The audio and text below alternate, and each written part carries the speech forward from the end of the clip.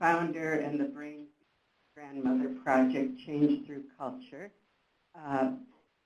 Worked on a small grant tool, and I'll let her explain much more her thinking, but worked on a small grant tool that was produced through about 2 years ago called Focus on Families and Culture, a guide for conducting a participatory assessment on maternal child nutrition. It says maternal child nutrition, but it's usable for anything. And we're very happy. So this is more of an assessment tool, and we're very happy that she's with us today with another small grant product that is a tool for dialogue and social change. Stories Without an Ending, an adult education tool. So I'm very quickly going to ask everybody to present themselves, and we have to speak into the mic or remote people can't hear. I'm Christina Grabowski. I'm an anthropologist and independent consultant. Ako Jose, a nutritionist with Hefa International based in DC. My name is Caitlin Bissell. I work at USAID in the Office of Population and Reproductive Health.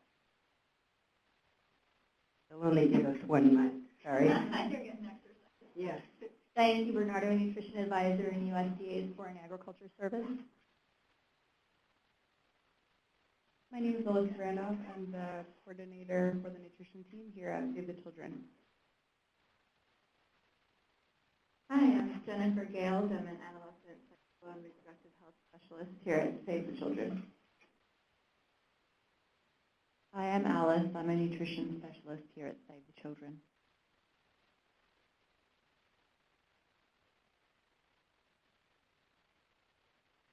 I'm Julian Crowley. I work for TOPS at Save the Children. Hi, Adrienne Tadala, Knowledge Management Officer for the TOPS Program with Core Group. Holly Collins, Communications Associate with the TOPS Program at Core Group. Laura Zoomer, I work for Save the Children, also with the TOPS Program. And then the people on. And then the people online, and apologies in advance if I don't say your name correctly. Beatrice Schumann from Save the Children, Barbara Main, World Vision Canada, Altrina Mukuria, Catherine Ryder, and somebody, Minoru in Bangladesh. Excellent. I happen to know that Altrina's with the Spring Project and that Catherine Ryder's with World Vision. So welcome to all. And I will now hand the mic over to Judy Abel, who will proceed.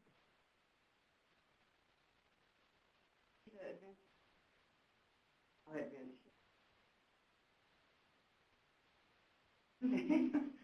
right, welcome. I have to hold this like this. Yeah. We can give you a mic stand if you prefer, but I assume no. Would be better.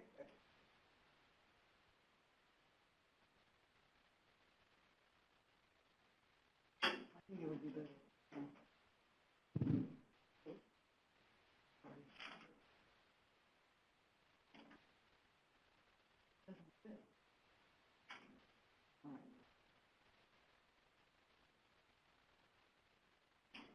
Okay, is that good? Okay, can everyone hear? It's not turned on. Oh. Okay, can everyone hear? A little louder. Can everyone hear? Altrina, Barbara, and others that I don't know? Okay. So, as Joan has said, the title of the document that we've just completed for TOPS, and the title of the presentation is Stories Without an Ending, Adult Education Tool for Dialogue and Social Change. I think in nutrition, health, and other types of programs, often stories are used. Often they're stories with an ending that teach people what they should do or what they shouldn't do. So this tool this methodology that I've actually been working on with since really since the mid-90s, is very much based on ideas from concepts, principles of adult education, and so has to do with how can stories without an ending be used to actively involve community groups from children to elders in looking at both their own lives and experience and knowledge and new information, and coming up with conclusions themselves on what to do about it. Now I can hold the clicker. The mic, they're not hearing well, but They're not unfortunately, hearing? No? let me test what the range, Oh. in our experience, You're not it's got to be almost right in your mouth, Oh, which okay. we're not comfortable. No, that's okay. I'll be right like this. Is that good? I can stand like that. Yeah, that's fine. Okay. So I'm supposed to click, but it doesn't do anything. You have to point it at Oh, That's point it. at the computer. Okay. Multifaceted. oh, it's not on because the Not battery on. is dead. Technology is wonderful. Okay. Your grandmothers, you don't understand them. Okay, here we go. Okay. So quickly, what I wanted to present, just give you a little few ideas about what Grandmother Project Changes Through Culture is about, and then kind of revisiting maybe maternal and child health and nutrition programs, a couple of key questions, and then these are actually the 4 chapters in the document, and so share some key ideas from each of those. How am I doing? Better. Maybe I'll be a singer in my next life. Okay, so so the Grandmother Project, the 4 pillars of the Grandmother Project that goes through all of our work and including into the Stories Without an Ending is that culture, we believe that culture should be the foundation of all community programs, that acknowledging the role, the importance of acknowledging the role and explicitly involving the elders, especially the grandmothers, in all of the domains of their, related to their expertise throughout the life cycle, promoting communication between generations and also between perspectives, using communication approaches which are based on dialogue to encourage consensus building for community-wide change. I think maternal child health and nutrition, this presentation refers mainly to maternal child health and nutrition. This talk is focused on nutrition, but as Joan said, applies to other fields as well. I think that program planners have choices to make, and 2 major ones are which community actors should be involved, and secondly, what type of change do we want to see in communities, and therefore what kind of approaches can best promote that kind of change. Which community actors should be involved? In maternal child nutrition health programs, of course, we're interested in, worried about focusing on women of reproductive age and their young children, the groups at risk, as we often say. And in most programs, maternal child health nutrition programs, they are indeed the focus, the target groups. But in fact, in their lives of every day, all the time, there are others in their social environment who influence their attitudes and behavior. And there are those senior ones who are culturally designated as advisors, supervisors of younger women and even of men, whether it's in Mali or in Mauritania or back to Senegal. When a child is sick, who is it who is the recognized authority? Oops, oh dear, I went too fast. Oh, sorry. Who is the recognized authority that younger women go to and listen to, whether it's in Africa or India or in Laos? And so these various photos suggest presence of other actors, and particularly the grandmothers that we refer to as an abundant and underutilized resource.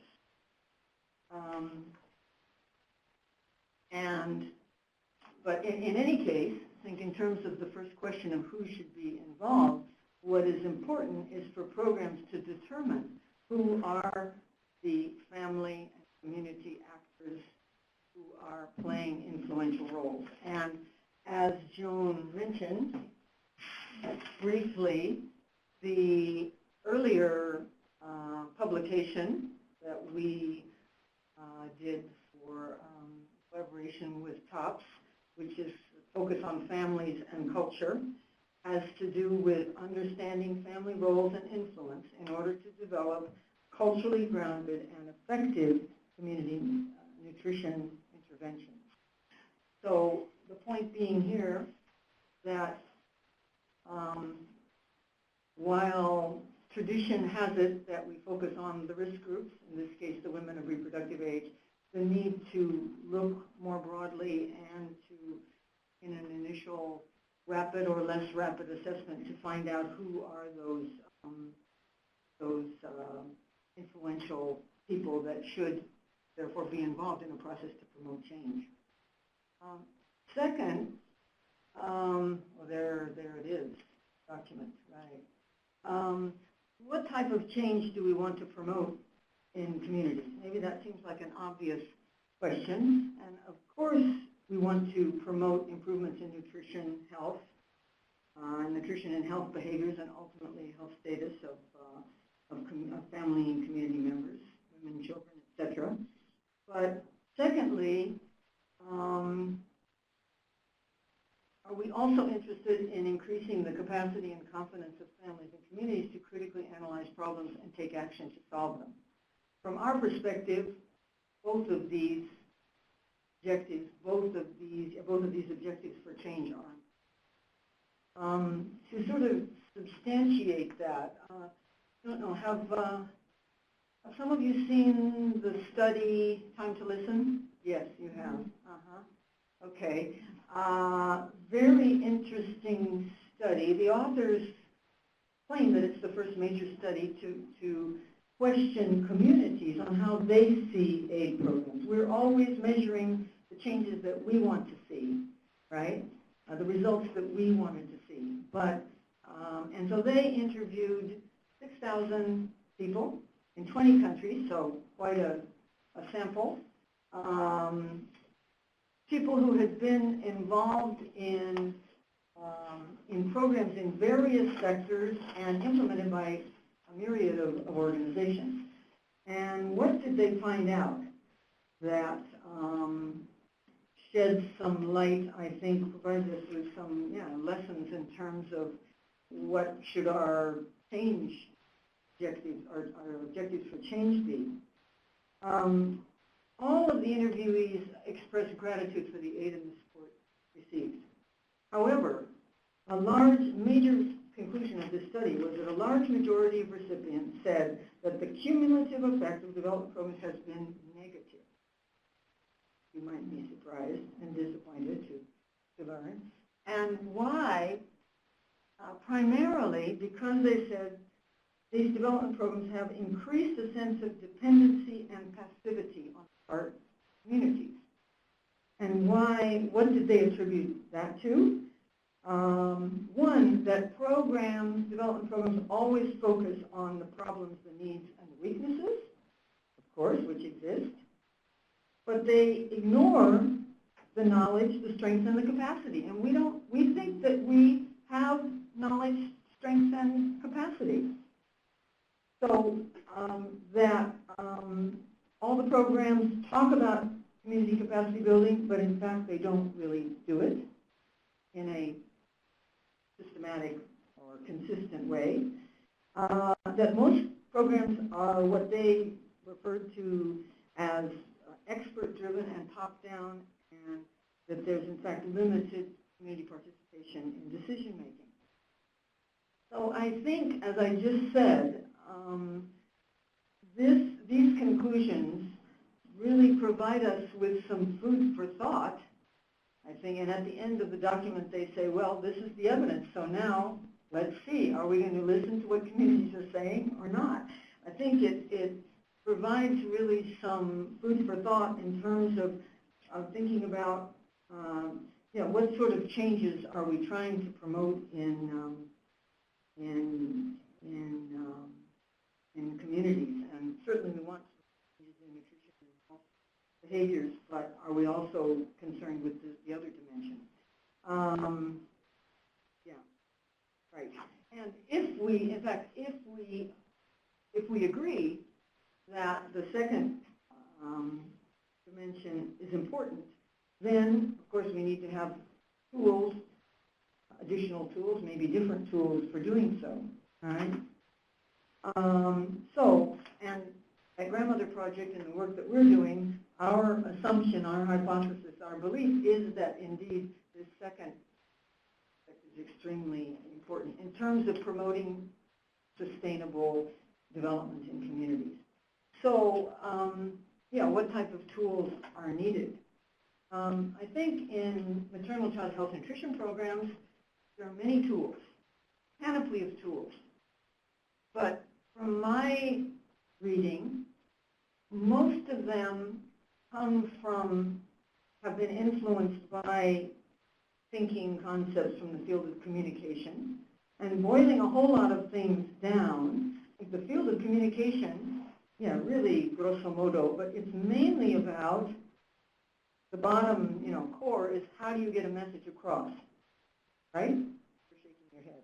Anyway, at the same time, there are some other fields of knowledge and research that I think that do provide important insights into how to bring about change within communities to which we seems to me don't give enough attention. Adult education. Adult education is not about how you get the message across. It's about how do you engage communities, how do you start with what they know and they think and their experience, and then get them to also think about new ideas. Community development. It's about, community development teaches us that the importance of building on community assets and knowledge and roles, so that communities will feel confident and empowered, rather than perhaps dependent on expert advice. The importance of collaborating with community leaders to empower them so that they can catalyze change within their own communities. Anthropology, I think, an important, very important facet of the non-Western societies in the global South is that they are primarily collectivist cultures rather than individualist ones, and that decision-making is collective.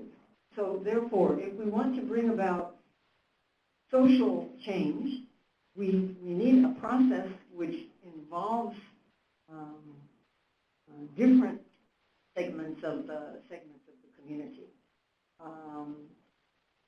In collectivist cultures where individuals don't like to go against what the group is deciding. And lastly, the ecological models from public health, the importance of, I think, growing awareness and interest in the importance of promoting change in social norms, again, which requires collective consensus building. So the document, the first chapter is on behavior change or social change. I think it seems that very often we talk about social and behavior change. Very often, kind of all glued together. And I guess from my perspective, we should be thinking, reflecting a bit more on, are they kind of the same thing? Are they glued together? Or in fact, are they somewhat different? From my perspective, they're somewhat different. And I think we need to clarify what we mean by behavior change and what we mean by social change. As regarding behavior change, I think there definitely is increased discussion of the limitations of an individual behavior change approach, you know, that aims to promote change, for example, at the level of young women like this, while ignoring that within their social environment every day, all the time, there are other influential and powerful actors who need to also be part of the change process. If we hope, especially if we hope that it will be a harmonious and sustained process of change. And yeah, just what I've said, that women are embedded in a socio-cultural context, needs to be changed in that wider social environment to enable them to change. There needs to be normative change, or change in social norms. So in the document, there's a table with a lot of different elements, which you could maybe look at later. I'm just going to cite a few of them that distinguishes between what I have labeled an expert-driven approach to behavior change and a community-driven approach to empowerment for social change. I think, yeah, in saying that program planners make decisions, do we see communities as target groups, as beneficiaries, and as audiences? Or do we see them as actors and partners? These different words connote very different things about how we see communities and how we see our relationship with them. I think it's not an insignificant difference. Do we use messages to persuade and convince community members to change? Or do we use dialogue and problem solving to share information and to catalyze critical reflection for consensus building for change? Talking about two very different visions and approaches.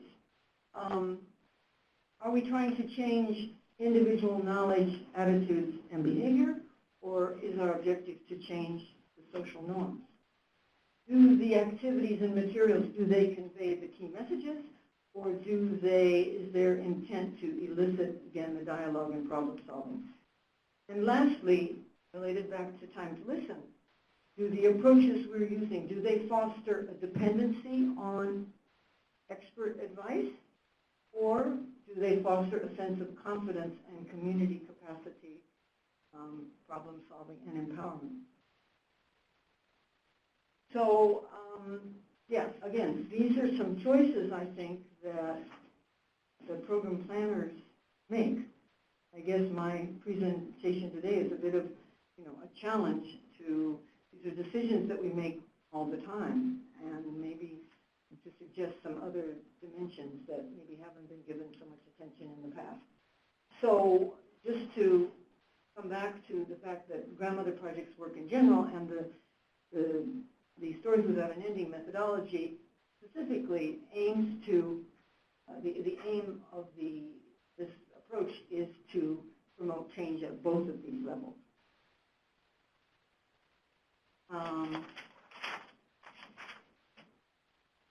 And so that's the first chapter in the document. The second is promoting social change in collectivist culture. I think the effectiveness of any program anywhere,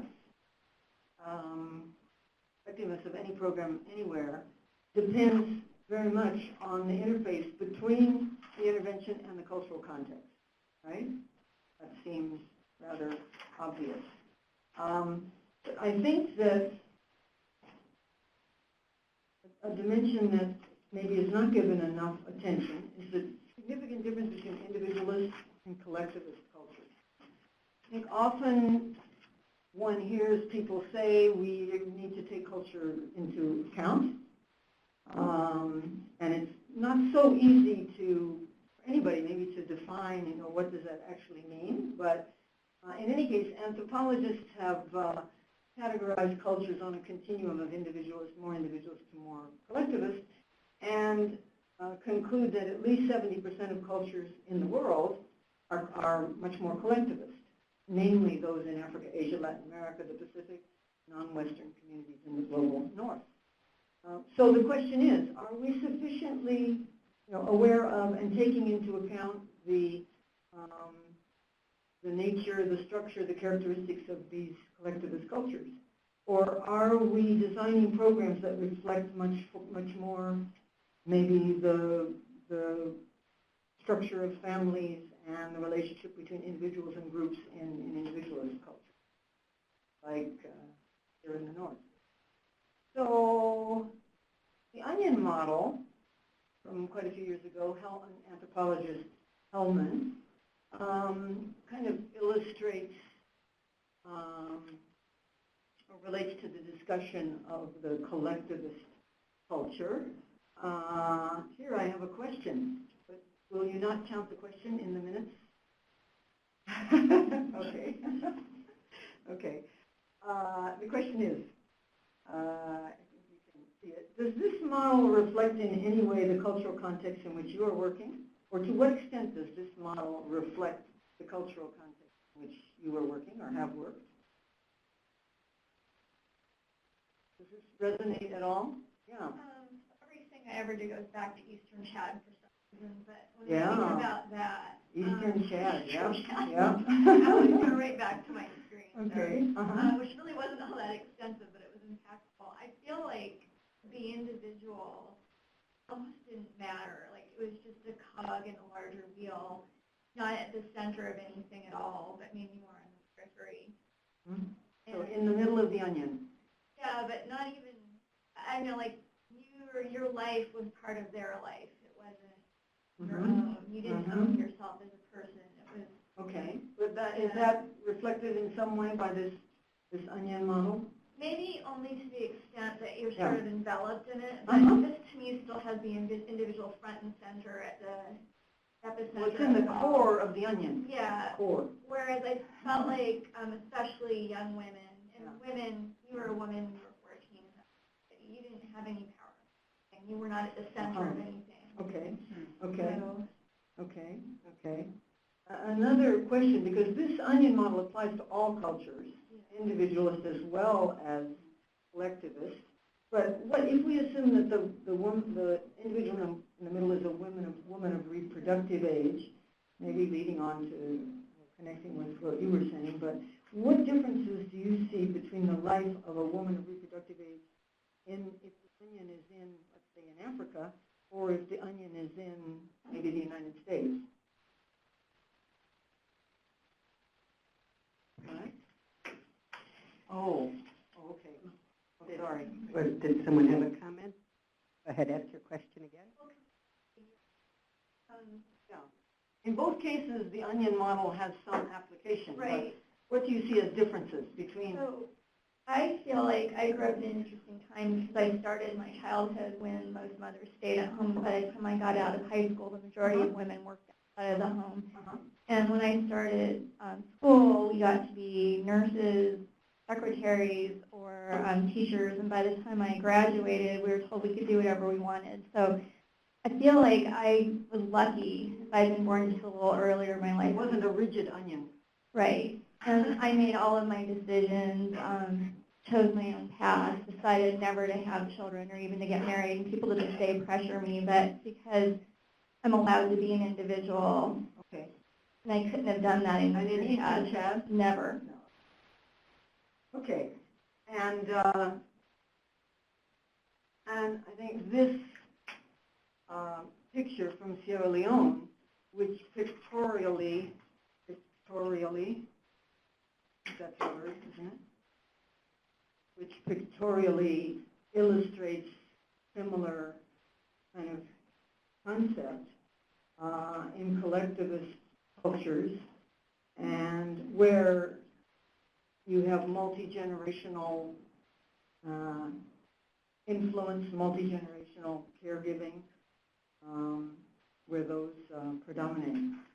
And let's see here, kind of the chapter goes into more detail on this, but that in collectivist cultures, as you're saying, very difficult for individuals to go into the opinions of the group.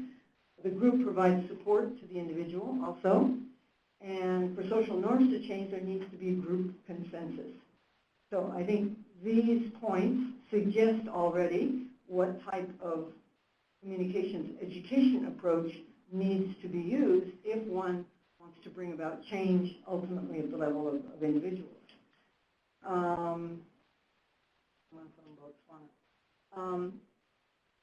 So the Stories Without an Ending tool purpose is to catalyze discussion within peer groups and between peer groups, maybe within peer groups of women, also of grandmothers, maybe of men, and within them and between them in order to build consensus for community-wide change. The third chapter is adult education methods to promote social change. What are some important principles from adult education that can contribute to developing strategies to promote social change? Obviously, but sometimes ignored, is the fact that all adults have experience. Talking about maternal and child health and nutrition, definitely all women, and the older they get, the more experience they have. But educational activities should be based on their real life experiences as a starting point, and that those activities should challenge them to reflect first on their past experience and knowledge, and secondly, to consider new information and how possibly they can incorporate too. I think many times in communication, education, strategies, materials, the focus is on how can we get across our message in terms of what change we want to see come about. What adult education suggests is that the sequence should be different, and very important to start with people's experiences, and you'll see that reflected in the stories. Just to mention Paulo Freire, who directly influenced my development of this methodology. How many of you are familiar with his work? A few of you? Yeah, if you're at all interested in adult education, he's like the grandfather of adult education, and he was concerned about directive education approaches that make people passive dependent, talked about banking approaches, which, like putting money into a bank, information is transferred like that, and talked about the need for problem-posing approaches, and talked about problem-posing codes. And the Stories Without an Ending are, in fact, a problem-posing code. And then he talked about the importance of group dialogue to elicit collective problem solving, and to increase collaboration and solidarity for action. The last chapter, which is the longest, and which goes into a lot of detail, 12 steps for developing and using the stories. But I guess the first 3 chapters to me, I think, are very important. We're all interested in tools, but I think sometimes we're not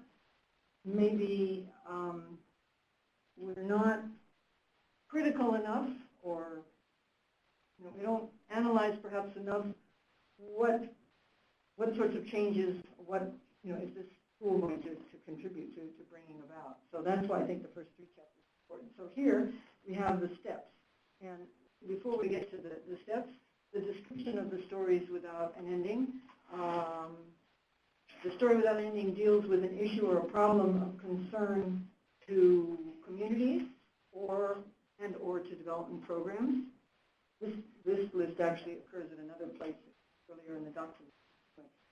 The Stories Without an Ending describes a real-life situation that is easily identifiable to participants. There are 2 characters, to keep it simple, because also often this is used with illiterate groups. So there's 2 characters who have contrasting points of view, one of who has a more traditional idea and another has a more, we say, modern, parentheses. In the dialogue, each one defends his or her position up until the end of the story. And then there's discussion of the story, which is to facilitated using a series of pre-prepared, open-ended questions. And at the end of the discussion, participants are encouraged to share the story and continue discussions of it with those in their families and neighborhoods. And in fact, what we have found is if the stories are well written, a story about exclusive breastfeeding doesn't sort of start out, the baby was born and then one of them wanted to give water, one didn't. That's a very kind of nutrition-y health story. But if it starts out and says, in such and such a village along by the river where they have goats and they grow tomatoes, and there's a grandmother who is always cracking jokes and always chewing, the cola nuts. If they're really interesting stories, we have found that people, not only when they're being presented, but afterwards, they're very interested. And in the context of the storytelling tradition, which is storytelling being a traditional communication mode in Africa, that people are very interested, in fact, in continuing to tell and to discuss these stories. And so so there are 12 steps described in Chapter 4, organized around Phase 1, which is about collecting information from communities on the issues to be addressed in the story, so that the story does reflect the real context, at least of the area where they're going to be used. Writing the problem-posing stories and the open-ended questions, using psychologist Cole's kind of hierarchy of questions. That's discussed and examples are presented in the document. And then presenting the story to a group and facilitating the discussion. So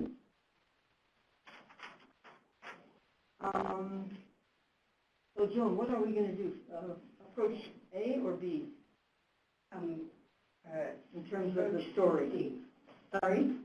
Approach C. C. So we would like to have, we would like to have a little participatory exercise.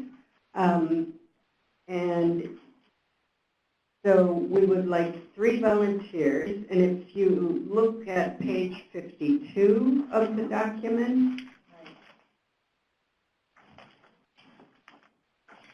or perhaps, I don't know, should we do this as one large group and have 3 people come up here and read it aloud?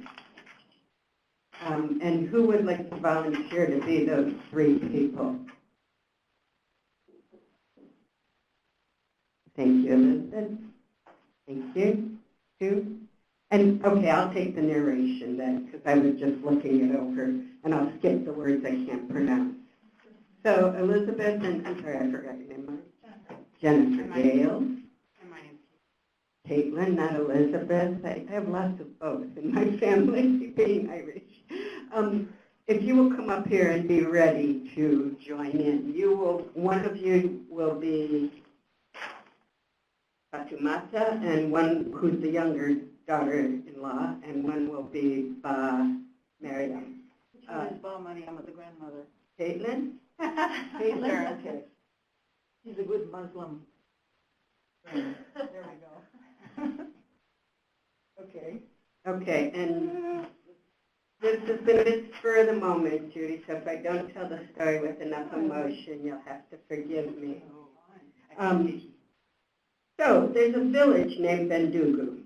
Bendugu is a Bambara village where Malinke, Sarakole, and Bambara ethnic groups live together. It is primarily an agricultural community where rice, millet, sorghum, corn, and peanuts are grown. Women pick shea nuts and neri seeds, but due to infrequent rains, the harvest isn't as plentiful as in previous years. Livestock farming is also practiced. Because Bendugu isn't very large, there's no market there, which is why the villagers go to the weekly markets in the surrounding villages. Early in the morning, the young women go into the bush to pick neri seeds and gather shea nuts.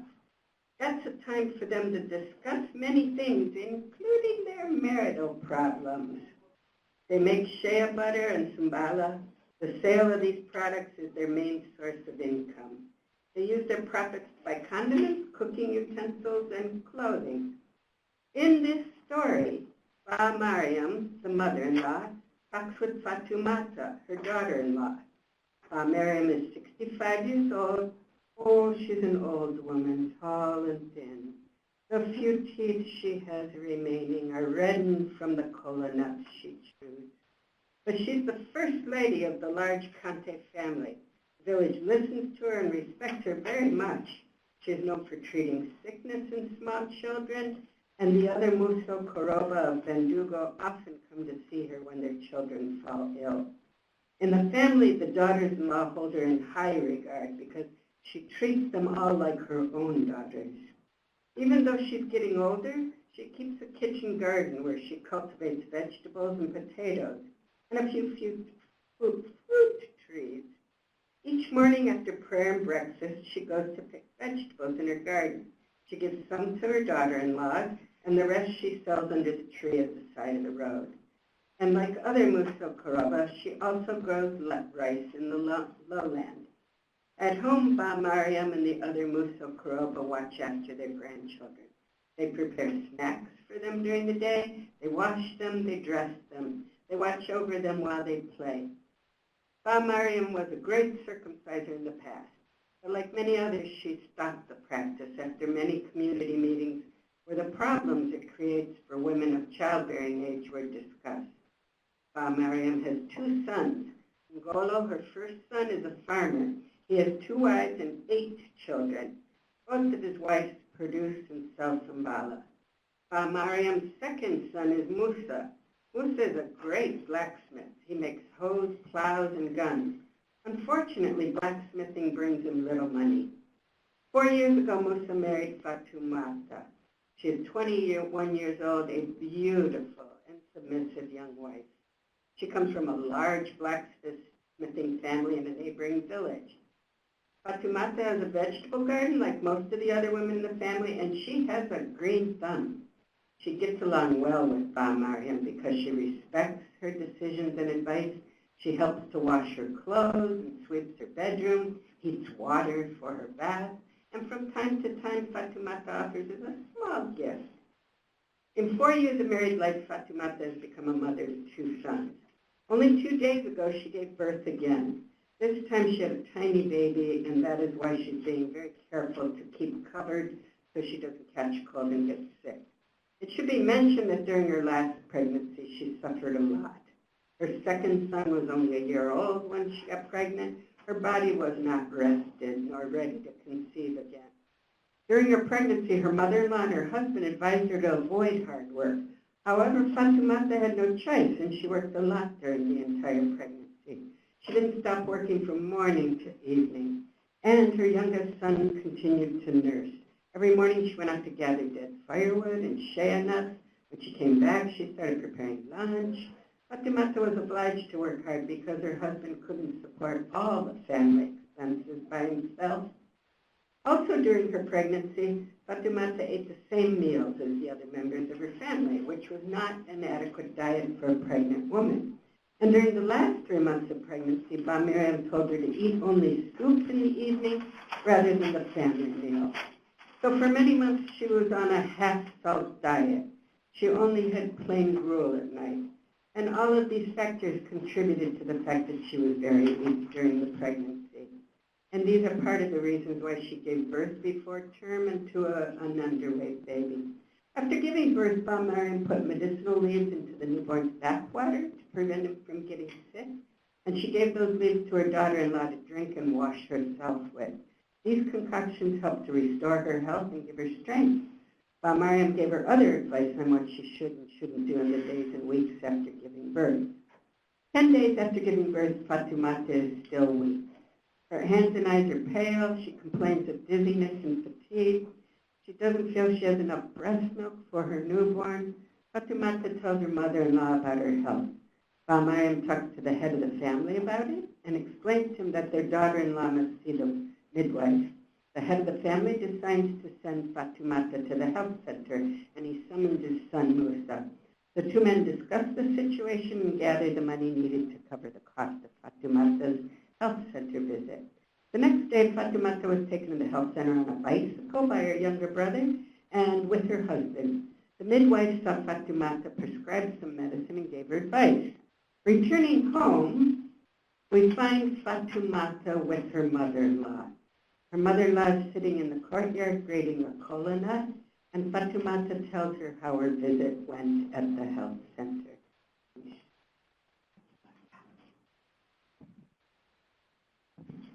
Hello, Mom. Hello, my daughter. How did the visit go? Very well. The midwife checked me out and then prescribed some medicine for me. Here is the prescription she gave me. Good. I will show them to your father-in-law afterwards. Is that all she said? In addition to the prescription, the midwife gave me a lot of advice. Oh, good. What was her advice? Well, she told me that I am weak because I was not very strong when I gave birth, and the little strength I had left was depleted during childbirth. She said that now I need to eat better and work less to have the strength to take care of your granddaughter. That is true, my dear. I know that you are very tired and weak. The midwife said it's important that I eat meat, liver, and giblets, as well as milk, because those foods are rich in vitamins, and eating them will give me strength. My dear daughter, on this point the midwife is quite right. After childbirth, a woman is completely drained. Yes, she said that's why in the past the Musa Koroba always gave giblet soup to mothers who had just given birth. That's true. In my time, new mothers were given soups made with cow stomach and chicken, and a little kanifin powder was added to it. But you know how things are now. You see yourself that other new mothers eat the same meal as the rest of the family. They never have a special diet like that. You are right. During my other pregnancies, I ate the same meals as everyone else in the family. But this time it's different because the last pregnancy was too close to the second. And regarding the foods that the midwife recommends, I don't need to eat them every day, only once or twice a week. Of course, I know that a breastfeeding mother needs to eat well and eat several times a day if possible. I see that the midwife's advice is not new to you. She also advised me to eat fruits and vegetables. I would advise you against that because fruits cause sumaya. And you also said that she advised that you shouldn't work too much. But my question is, if you don't do all the work that needs to be done, who will? Yes, she said that I must work less because if I continue to work too much before I have fully recuperated, I may not have enough strength to nurse my baby well. She said that I can work, but I must rest from time to time. My dear mother, if I have offended you, please forgive me. Don't worry, my dear. It is just that it's not easy to change things as you suggest, because you are not the only young woman with a young child in the family. Your co-wives didn't receive such special treatment. In any case, I will go to speak with your father-in-law about what you have told me. Oh, my dear mother, I know that I can always count on you, and I can never thank you enough for all you do for me. Is that all that the midwife told you to do? The midwife said that if I have a very rich diet and drink a lot of water after each meal, that I will have plenty of breast milk for the baby. For increasing breast milk, you should have millet soup and eat peanuts. Also, Khalifa, the traditional healer, has a good remedy for that, and he only asks 5 francs for his treatment. You are perfectly right, Mom. The midwife recommended to me those same foods. She told me that peanut sauce with leaves is especially rich in vitamins. Are we understanding each other on this? Yes. She said that if I eat well and drink lots of water, I will have plenty of breast milk. She also said that my baby should only be given breast milk. That isn't anything new. All babies breastfeed day and night. Yes, but the midwife said that the baby should only be given breast milk and nothing else, not even water. Ah! What did you say? I can't believe my ears. Said that the baby doesn't need anything except breast milk because it is full of water and contains all the vitamins necessary for the baby to grow and to be healthy. What? You want to kill my granddaughter? Yes, but that's what she said, and she repeated that the baby shouldn't drink water until she is 6 months old. How can you think that any person can live without drinking water for that long? Anyone or everyone needs to drink water, young and old alike. Yes, Mom, that's true, but the midwife said that breast milk contains just the right amount of water that is necessary for the baby. She also insisted that the baby shouldn't drink any of her bath water, and she also talked about the correct way that the breast should be given to baby. The correct way? What does that mean? Is she saying that there is a new way to breastfeed? I can't believe that. She says that when a baby is feeding, you should empty one breast before passing to the other. She explained that the breast is like a gourd full of millet soup. The water floats on top while the creamy part that contains most of the vitamins goes to the bottom. She said that that is why the baby needs to suckle all the milk in one breast, that she benefits from all the vitamins that it contains. Fatumata, but how will you be able to work all morning if we don't fill up your baby with bathwater? Fatumata, I think this discussion has gone on long enough. I can see that the midwife and I do not agree on several things. I am going to give your prescription to your father-in-law so that he can buy the medicine for you. And leaning on her cane, Mariam gets up and walks away. Left alone, Fatumata is worried and reflective. She says to herself that it's probably better to forget the advice of the midwife. If not, she risks disappointing her mother-in-law. However, deep down inside, she thinks that if she could follow the midwife's advice, it will be better for her and for her dear baby girl. She asks herself, what do I do then, so that my dear mother-in-law, who I deeply respect and love, will understand and agree to the midwife's advice? It's a dilemma. I cannot imagine my life without Mariam. Great, and with no preparation. Look at you. So there's several things, but before we do that, I'd like to just ask some of you quickly who have been involved in different types of community development activities. What jumped out at you about how this story is structured? One thing that you thought, oh, that's good, that's in there.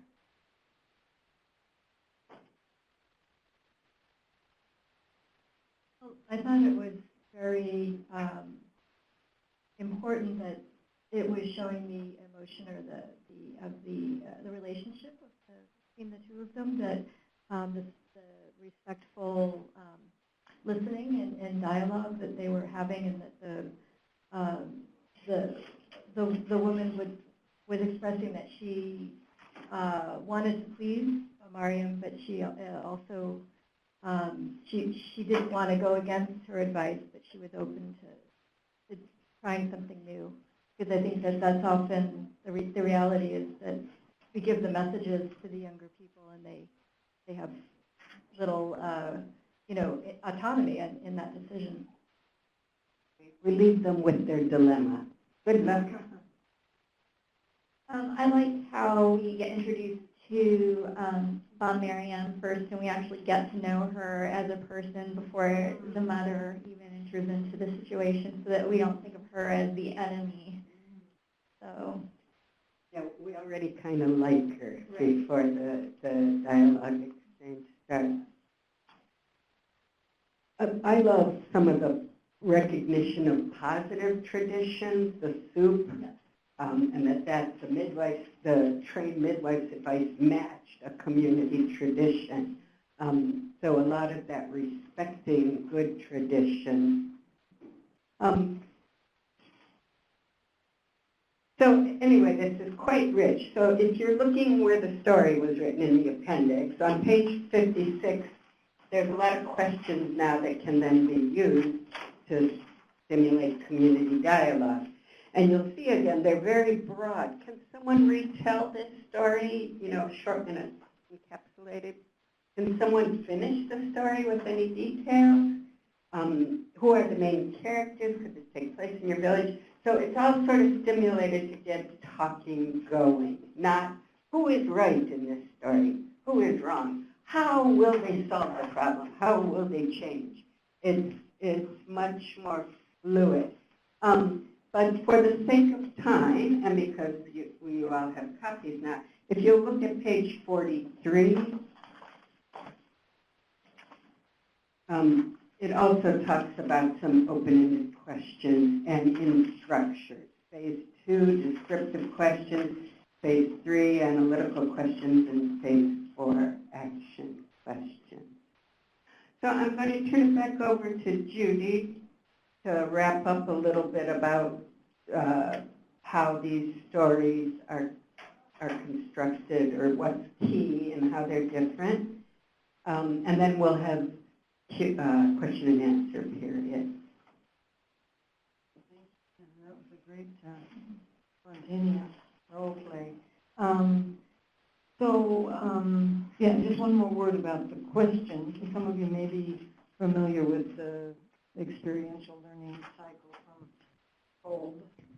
But as you see, in terms of these questions that then elicit dialogue, it's first questions. Well, first of all, it's someone retelling the story, which interestingly, all of the experiences that we've had, and probably in places where oral tradition is stronger, people have better memories, but they are, in all cases, what I've seen is illiterate or low literate groups. They're very much able to retell the story because you want to make sure that everybody has the same understanding of the story before you start dissecting it, and then to see are there others who can complete or, finish the description of the story. So questions describing actually what went on, and also an important question is, could this situation happen in your village, or your community? If people say yes, then your story, you've succeeded in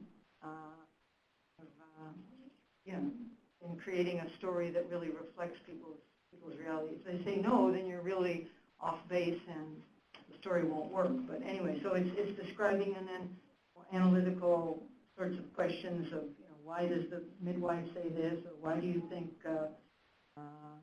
what would be the challenges that Fatimata will face if she tries to follow the midwife's advice, goes against the, so they're all open-ended, critical thinking questions that individuals, and then where there can be discussion between them. And then the action questions is, what would you do if you were Ba Mariama? What would you do if you were Fatimata? In terms of, in this situation, what would you do? And important, I think the last, put it up here at the end,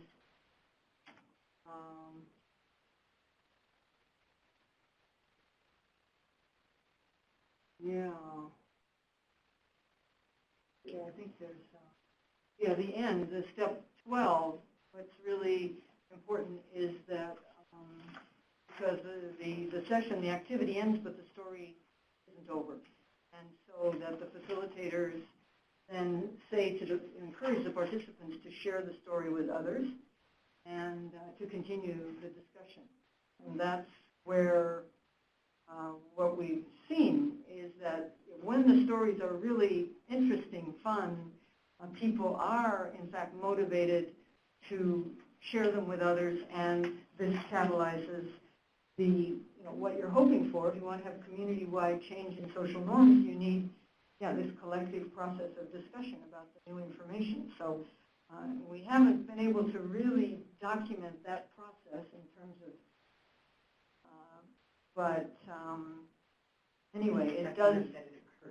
Sorry? Document that it occurred. Yeah, document exactly what happened. But very, very often, I've often been in communities, and for some reason or another, someone will say, oh, we don't have any more Ba Mariamas in our community, where they really, kind of latch onto these stories and discuss them. So let's see, coming back just to the facilitation here. We're running out of time. Okay, yeah, just, I think a key piece, as in any activity that encourages participation and dialogue, you need to have facilitators who have good listening skills, good questioning skills, and know how to facilitate groups. So that's what is interesting and very significant, I think, is that if perhaps those who work with communities are maybe more used to more message-focused approaches, the structure of the stories and the questions, in fact, helps to kind of reformat those facilitators. If they are taught to indeed facilitate and not interject their own ideas, because the question's open, the story is open-ended, and the questions as well. So, yes. So, just to end with one quote. I think just leave it up Just there. leave it. Yes, go ahead. Quote up. Okay. And Okay. stay there. Stay there. Close to the mic. Okay. So I just want to reiterate again, so it's 100% clear. So it's a story without an ending, and the community dialogue is not to provide an ending either. I think you'll see other stories that do that. They give you an open-ended story, but then the community discussion is meant to reach the correct ending. No, this is meant to stimulate discussion and get those social influencers all talking to each other. Because as you see, there's no easy solution to this situation, right? It really does require some ongoing discussion and dialogue. Yeah. So now we're going to open up to Q&A, and we're going to get out of the light of the projector. Okay. Do we have any questions online? Our wonderful people participating online, we don't like to leave them out, although they should come here. We have cookies, fruit. And then any questions here? Just a quick question in terms of one wanted to understand whether this was implemented as a standalone project or was integrated into another project with regards to a broader nutrition outcome. And then if that was the case in terms of project, one thing I would also love to know would be, oftentimes we hear it shouldn't be a one-time thing. It should be a repeated thing in terms of, basically a repeated thing and not a one-time at the beginning of a project with regards to trying to change behaviors. So I would like to know how often this was done in terms of. I think, remember your first question. The It second was one, how many a times? larger Oh, yeah. project, or was Yeah, it no, this something? is one tool that we have used in different projects, programs, to address a myriad of topics, not only nutrition. And it's mostly been with women and grandmothers, but also the men the elders have shown great interest in these stories. In fact, everyone enjoys these stories and discussing them. So part of a bigger program.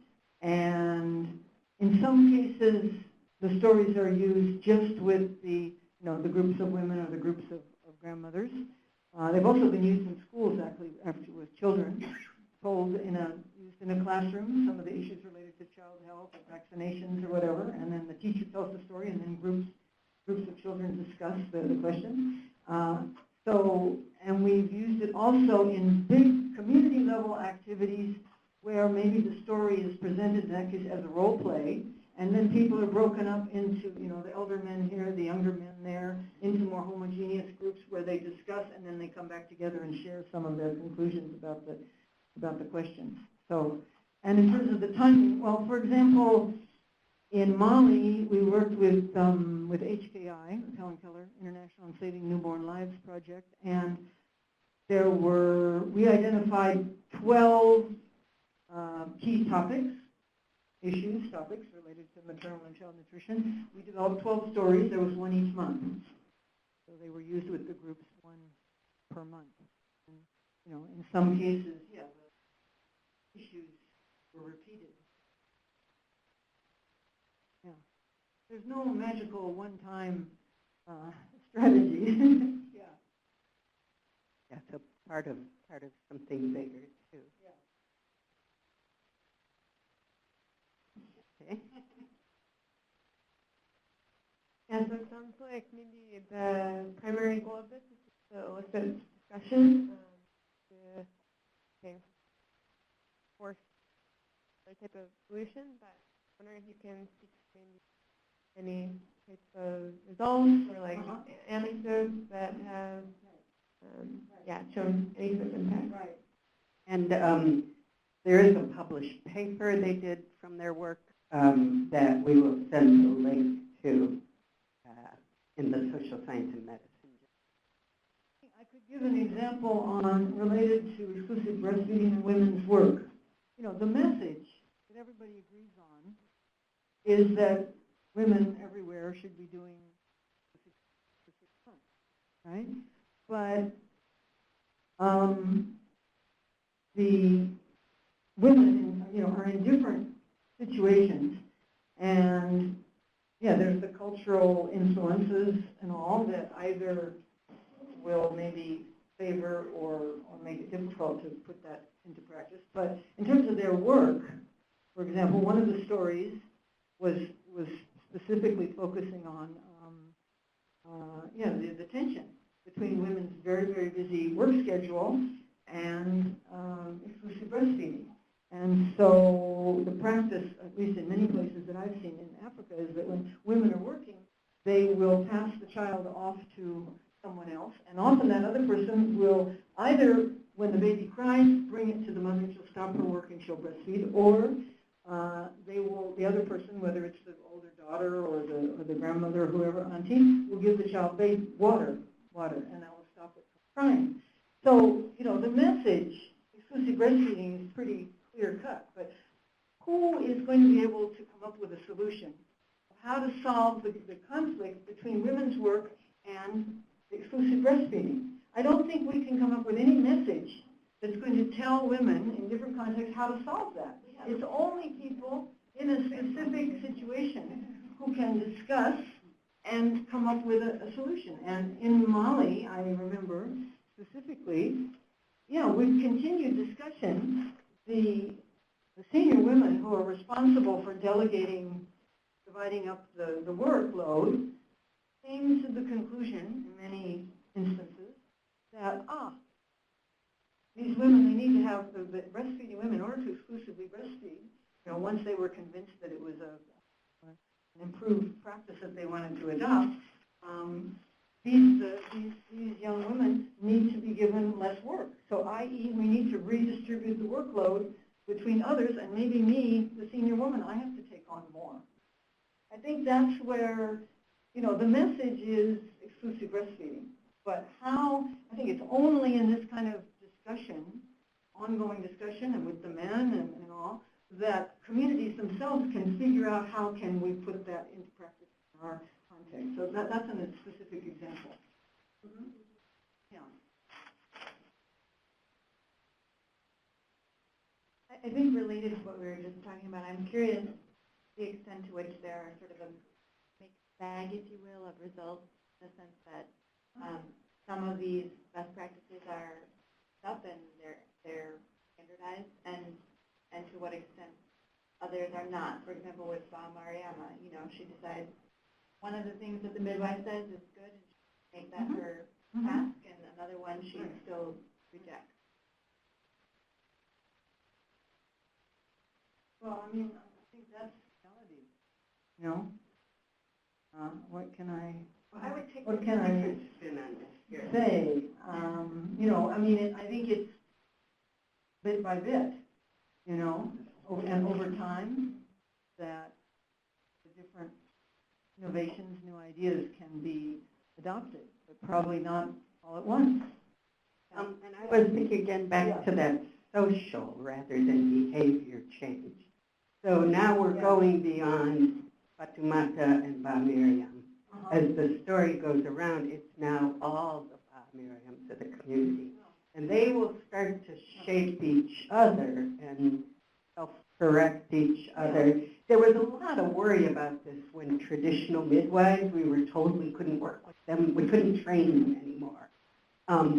And everyone was worried because we knew they had such respected positions in the community.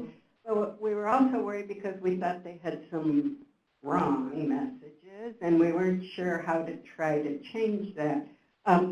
And it was finding that working in this social side, not just the one-one, the community begins to self-correct itself. And communities are eager, I have found. Communities do respect the trained health professional's wife and the trained educator's knowledge. They respect knowledge. And so that kind of percolates into the discussion in a less change your mind now way, you know? The other piece in terms of the work that we've been doing, whether it's on, as we call it, girls' holistic development or these maternal and child health issues, is specifically focusing on establishing relationship with the grandmother leaders.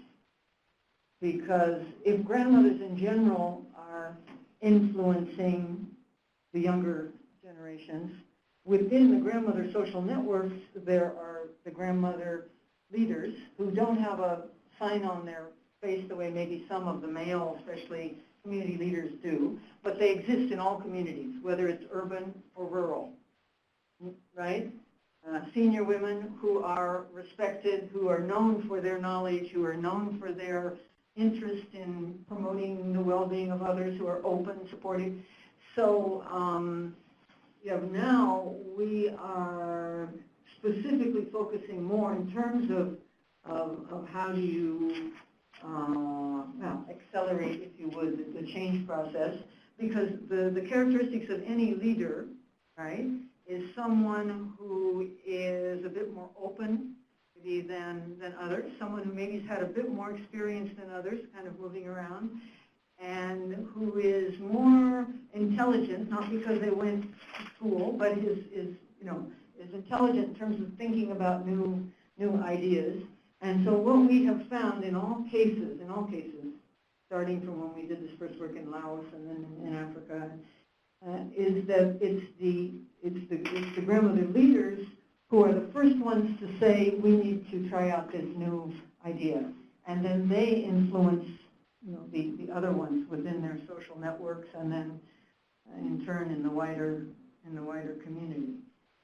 So yeah, that's a very interesting phenomena that existed, but that we've discovered and are working with.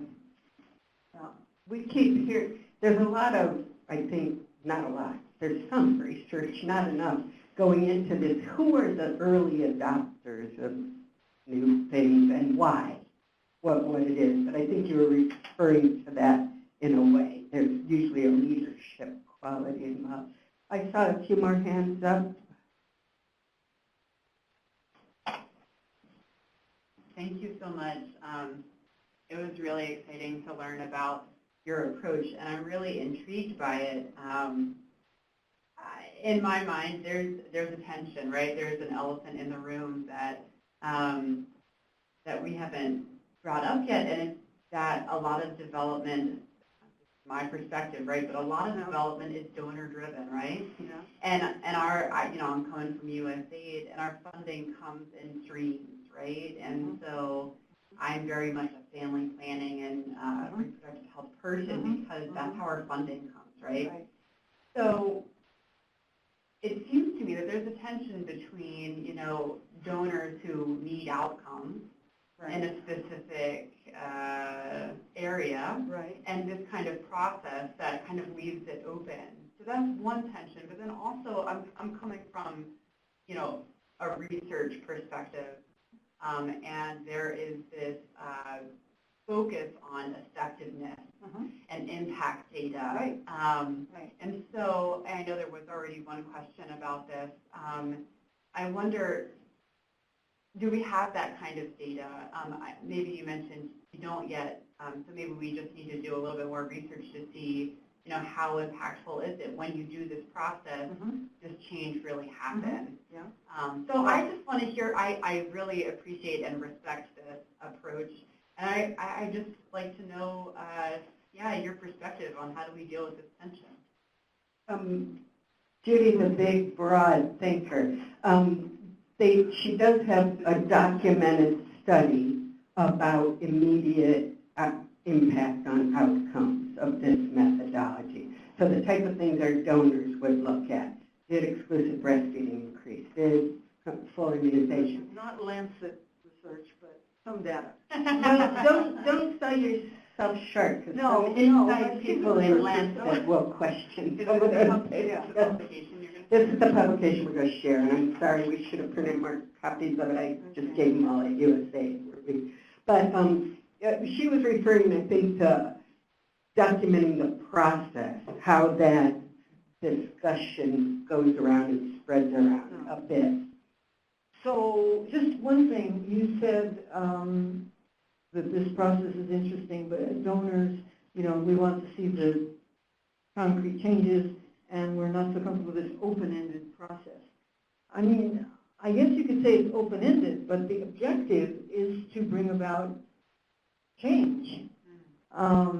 I mean, yeah, I guess we could say, you know, an expert-driven, message-driven approach is more closed, and then we do knowledge, attitudes, and practices, and we have self-reported practices, and then we find out that really people aren't really doing that. So I don't know, but you use the term, you know, open-ended. Yeah, I guess it's,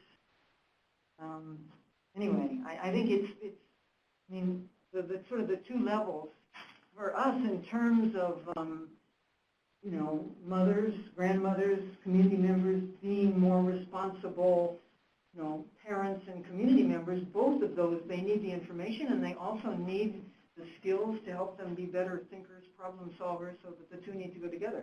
And what we need also are indicators to assess the second dimension. You know, in terms of something else, in terms of results, what can come out of this, probably the most recent and interesting data that we have is from our strategy of training grandmother leaders, leadership training to reinforce the leadership roles of grandmother leaders related to girls, what we call girls' holistic development, which is girls' education, early child marriage, teen pregnancy, and female genital mutilation. And so in this training, there's information, certainly information that they need about adolescent reproductive health and the changes, and even, you know, information like for the grandmothers on family planning and that they didn't, you know, understand about. But at the same time, a big emphasis on steps in problem solving, and that when you see problems, whatever types of problems, you know, the steps to go through. And in the end line interviews with the grandmothers, 98% of the grandmothers were able to give examples of collective action they had taken to solve certain problems in their communities. Some of which, many of which, maybe I think 60% were related to issues related to girls, but not only, because the training was more broadly. You know, you're leaders, and when you see problems, you need to act together. So I think, you know, and I'll give you an example. You know, in terms of the kind of action being taken related to child marriage, we have many cases, examples where the grandmothers learned that a father is planning to give his 13, 14, 15-year-old daughter in marriage, and they join together and visit the father, you know, 3, 5, 7 of them. Can you imagine? If 7 grandmothers come to visit you, and tell you we don't agree, my son. And could you refuse? Could you refuse? Impossible. Impossible. So, as an example of, okay, yeah, open-ended process, but them coming up with a solution. How can they take this information, about the importance of girls' education, the importance of them not being married, and another example is, well, this is just from one community. I don't know if it exists elsewhere, but it wasn't our idea. But in terms of female genital mutilation, one of the communities, and this is a Soninke community. The Soninkes are very traditional, very conservative, and the strategy that they came up with as a result of this process of learning problem solving and the importance of taking action to solve problems, they came up with the idea that whenever a baby girl is born, we will visit the family, all of us, 5 or 7 or 10 of us, and we will, put pressure on the family not to cut baby girls. So, we didn't have that as an indicator at the outset that they will join together to put pressure to, but, so yeah, trying to figure out research-wise, trying to figure out how to,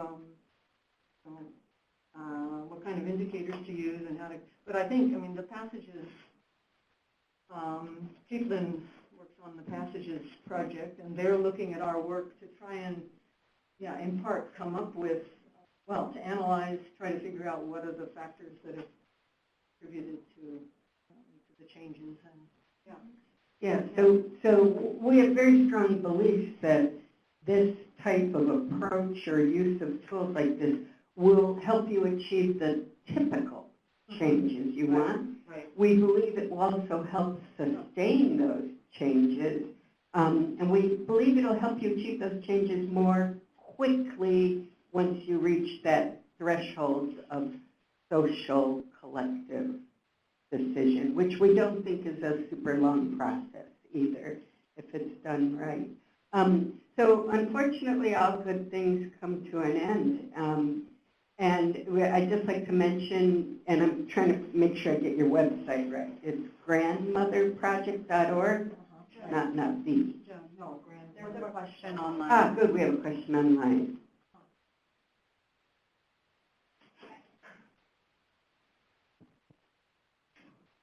Hi, this is from Altrina, and she says, thanks so much for continuing to champion the roles and contributions of grandmothers.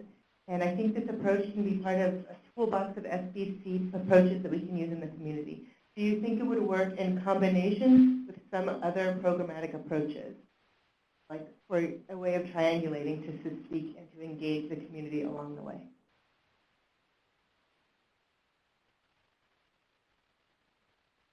Yeah, I think maybe as I said, I think it can be part of other tools, other approaches.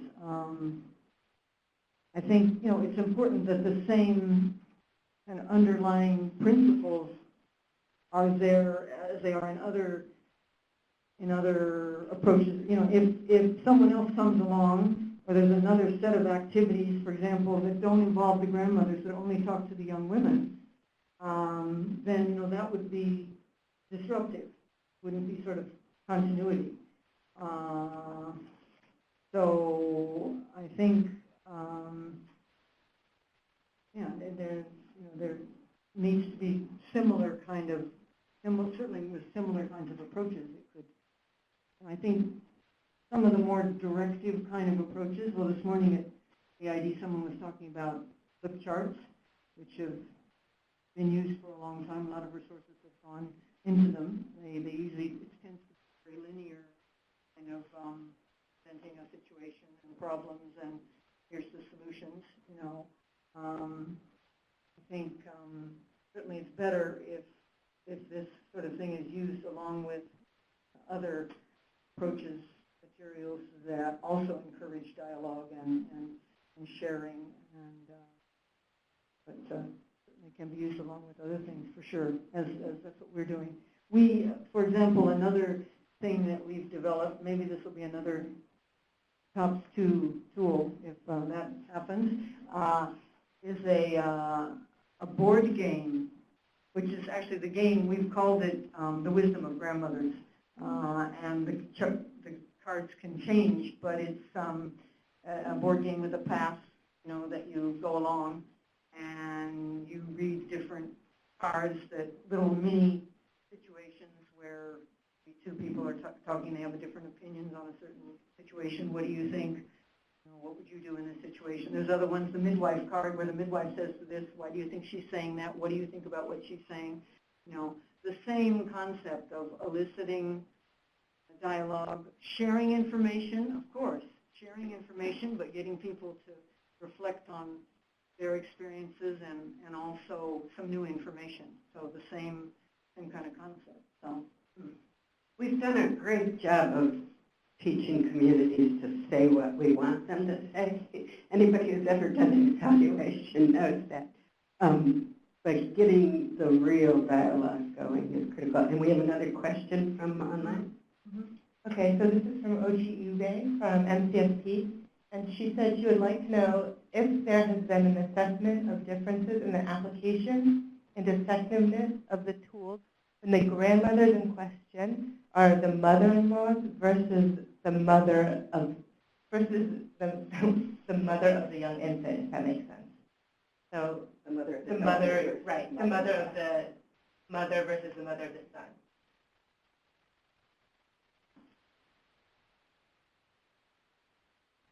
No, we haven't done that sort of assessment, and that would be interesting to do. But and all of our work with the grandmothers, it's like the social network of grandmothers. The idea being that social norms are not determined and reinforced primarily by younger people, but rather by more senior people in these cultures. And so you want to get these senior sort of advisors and work with them as a group. They could be mothers, they could be mother-in-laws. We haven't looked at what those differences would be. I also think another concept around development that people have studied, which is relevant, is social capital.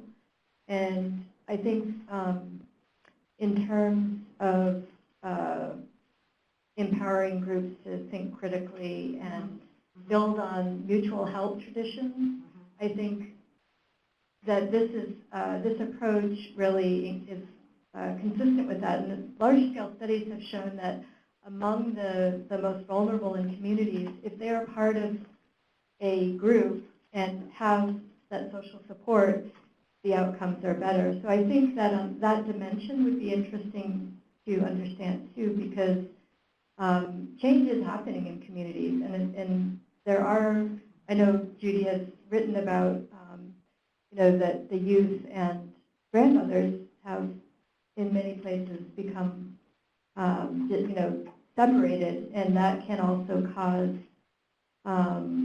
social problems.